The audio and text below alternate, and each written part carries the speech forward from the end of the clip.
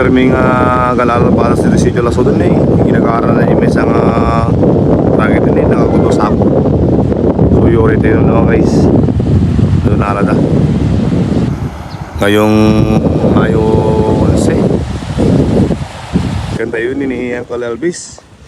Yun ni isang Quezon, naalada po. Doon naalada nga palas. Ni Uncle Elvis ni. Good boss ako, naalam mo lang ay. Kita may kaduang sublin. Pangalawang balik na silang ganitong karami. Taramon pare. Ayos, paldo. Ang dami nilang nauling palas ngayon. Tinatawag na mayubyub. So lapitan natin, let's go. Nag-aaral ng game. Ang dami nilang nauling, yun oh. Puno yung isang batya. Grabe. Bana ni isang Quezon guys, naala na. Anak Carlos Damoy.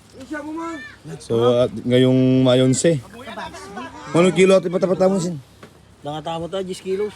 10 kilo, 20 kilo ko naman. Ang ka nagkala pa po ni isang Quezon, ni San Jameson. Ito ni pare. So congrats. Aming huli kasi ito sa sitio Lasso, doon dami oh. Alright. Layo na.